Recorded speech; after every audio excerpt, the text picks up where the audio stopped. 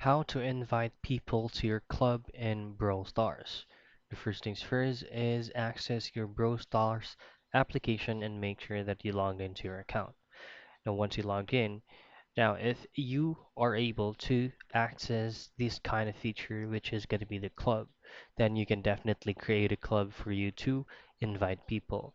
But if you haven't unlocked it yet, as you can see, that you need at least 400 trophies for you to have this specific feature on Brawl Stars. But if you already accumulated 400 trophies and you are able to create a club, then just head directly to the club center and create your club.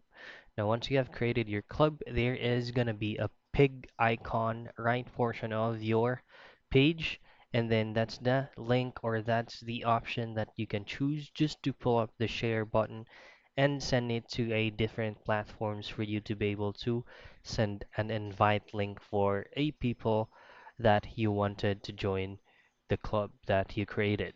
So that's it.